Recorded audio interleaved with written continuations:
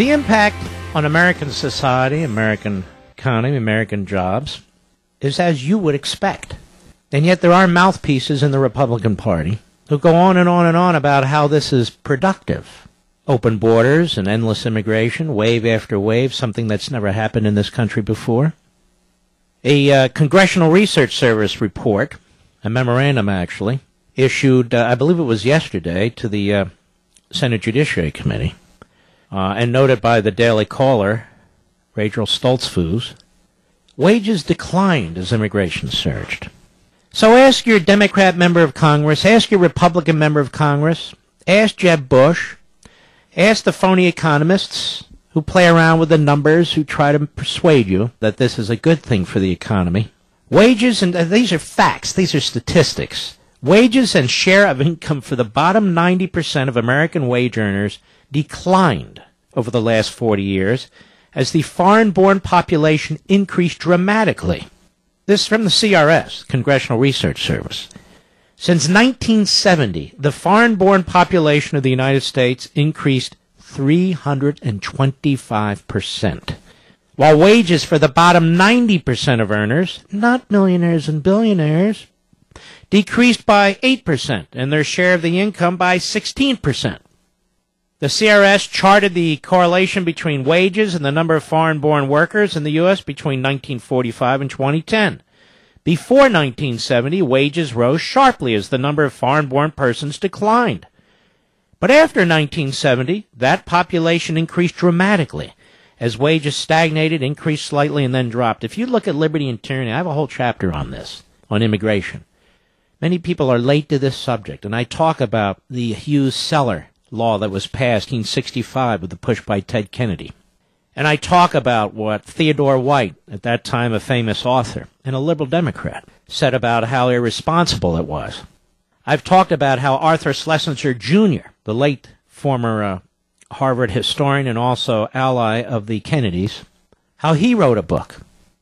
And I cited the book. I've played for you audio of Cesar Chavez condemning illegal immigration. I've talked to you about Eugene McCarthy, a libertarian-leading Democrat who ran for president in 1968, what he said about it and rejected it. What Walter Mondale said about it at the time and rejected it. Ralph Abernathy, Martin Luther King's right-hand man, how he rejected it. And here we are, 40-some years later, a complete and utter disaster. And by the way, the point of the 1965 law, among other things, and I'll say it, nobody else will, was to limit immigration from Europe and to increase immigration from the Third World. And it has succeeded beyond anybody's imagination on the left. Now we're not even allowed to have immigration laws. Now nobody's even to be deported unless they kill 15 people. Now you can't even bring it up. The demographics and the politics follow. It's almost impossible now to really take this on and to call it what it is, what's going on in this country. And it's all intentional. From 1945 to 1970, wages for the bottom 90% increased by 82.5%. And their share of the income rose slightly, while the foreign-born population in the U.S. fell by 11.2% to 9.7 million. Now, let me stop you there. Again, we've talked about this at length, and I've written about this at length. This is the only time in American history where there haven't been brakes put on widespread immigration.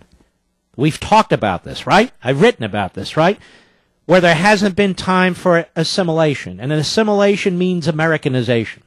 And so we are losing the American identity. The Schlesinger book, Disuniting America, is right on. The late Harvard professor, Sam Huntington, was exactly right. We not only have wave after wave of unrelenting immigration, we don't assimilate people. As a matter of fact, we have institutions in this country that obstruct us from assimilating people. We have ethnic front groups in this country that seek balkanization, that seek a culture within a culture. And that's what's happening. The American identity is being destroyed. And the American identity must survive if our society is going to survive. I don't care what the left says. I don't care what the media say. I don't care what the rhinos and the consultants say. We need to defend the American identity and the American culture. That doesn't mean you don't have immigration. It means you don't have anarchy. This is anarchy. Look at who's leading this. Obama, Gutierrez, Ramos. It's absolute anarchy. No country puts up with this. And look what it's doing to the native population in this country, to the citizens in this country. It's destroying work opportunities. It's destroying wages. There's simply no question about it.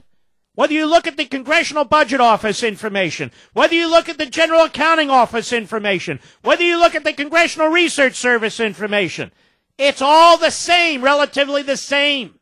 Low-skilled and unskilled American citizens are having trouble finding jobs, in addition to what Obama and the left is doing to the economy.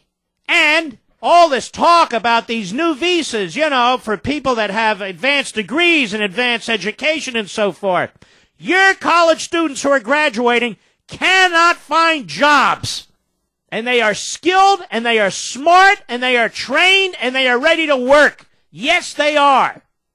We invest hundreds and hundreds of billions of dollars in colleges and universities, in tuition, room, and board, and then we throw it all away. This is an isolationism. This is an American protectionism. This is America that needs to be a sovereign. You cannot have unmanaged, uncontrolled, wave after wave after wave of foreigners coming into a country. It has nothing to do with race, from my perspective, nothing to do with bigotry, and yet, when you listen to Gutierrez, the race hustlers, the ethnic front groups, for them, it's all about race.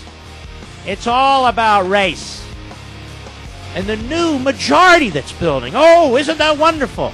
The new majority of foreigners, Americans being conquered from within. That's the truth.